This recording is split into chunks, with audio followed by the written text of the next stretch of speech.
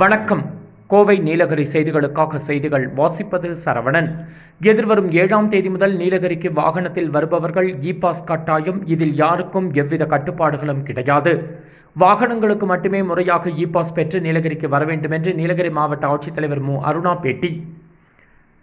நீலகிரி மாவட்டத்தில் தற்பொழுது கோடை சீசன் நிலவி வருகிறது. இச்சமயங்களில் உள்நாடுகள் மற்றும் வெளிநாடுகளிலிருந்து லட்சக்கணக்கான சுற்றுலா பயணிகள் தங்களது சொந்த வாகனங்களில் உதகைக்கு படையெடுத்து வருகின்றனர்.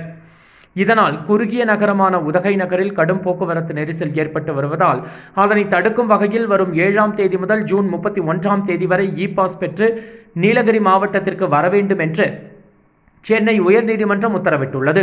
இந்நிலையில் நீலகிரி மாவட்டத்திற்கு வரும் சுற்றுலா பயணிகள் தங்களது வாகனங்களை இ-பாஸ் பதிவு செய்த பின்னே மாவட்டத்திற்குள் வர வேண்டும் எனவும், வாகனத்தில் வரும் எத்தனை நபர்கள் என்று இணையதளத்தில் பதிவு செய்ய வேண்டும் எனவும் மாவட்ட ஆட்சியர் தெரிவித்துள்ளார்.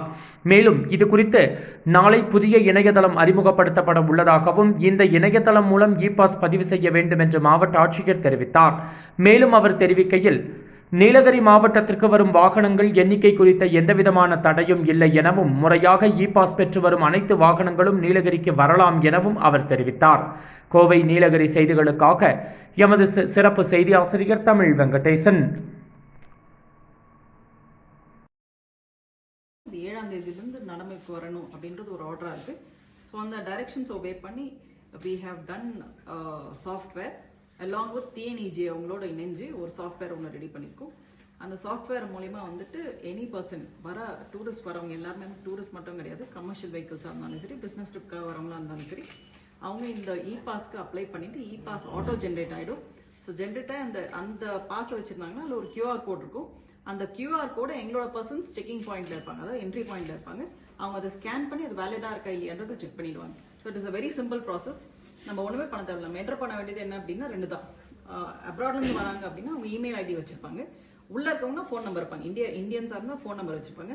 அந்த ஃபோன் நம்பர் வழியா தே ஹேவ் டு அப்ளை பண்ணிட்டு பேசிக் டீடைல்ஸ் லைக் நேம், அவங்க எந்த அட்ரஸ்ல இருந்து வராங்க, எந்த ஊர்ல இருந்து வராங்க, தமிழ்நாட்டுல இருந்து வராங்களா இல்ல வெளி மாநிலத்துல இருந்து வராங்களா, வெளி மாவட்டத்துல இருந்து வராங்களா அப்படின்னு அப்ளை பண்ணணும்.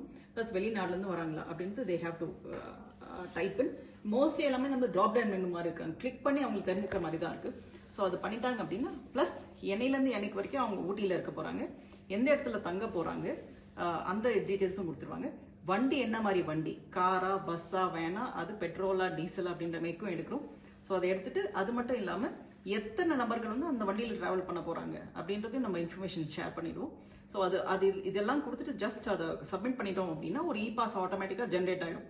ஜென்ரேட் ஆயிடுச்சா அந்த பாஸ் அவங்க கையில வச்சுட்டு இருந்தாங்கன்னா வர வழியில யார் நம்மளோட செக்கிங் பர்சன்ஸ் இருக்காங்களோ அவங்க அந்த நம்மளோட மொபைல் ஆப் ஒன்று இருக்கு, அதை வச்சு ஸ்கேன் பண்ணி அவங்க இது வேலிட் அப்படின்னா they'll enter. That is all. So it is a very simple process. இது 7th இருந்து வரப்போகுது.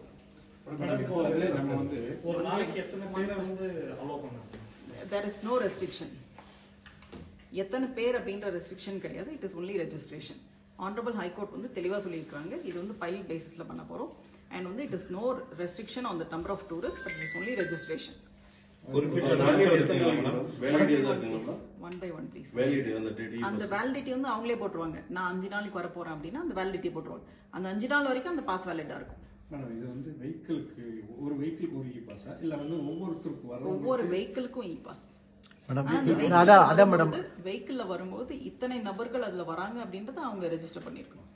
மக்கள் என்ன கன்ஃபியூஷன்ல இருக்காங்க அப்படின்னாக்கா, 1 minute சார், என்ன கன்ஃபியூஷன்ல இருக்காங்கன்னா, இப்ப வெஹிக்கிளுக்கு தான் இ-பாஸ் அப்படிங்கறது நம்ம வந்து கிளியரா சொல்லணும் மேடம். அவங்க என்ன நினைச்சுக்கிறாங்கன்னா, ஒவ்வொருத்தரும் இந்த நம்ம கோவிட் டைம்ல எப்படி இ-பாஸ் பண்ணிட்டு வந்தோமோ அந்த மாதிரி நினைச்சுக்கிறாங்க. அதுதான் நான் சொன்னேன், வண்டிக்கு தான் இ-பாஸ். எத்தனை வண்டி வராங்களோ, ஃபார் எக்ஸாம்பிள் ஒருத்தர் வந்து சென்னையில இருந்து வராரு அப்படின்னா அப்ளை பண்ணும்போது அப்ளை பண்ணணும், நான் இன்னார் சோயன்சோ என் மொபைல் நம்பர் இது, நான் இந்த அட்ரஸ்ல தங்கி இருக்கேன், இந்த கார்ல வர போறேன், என்னோட காரோட நம்பர்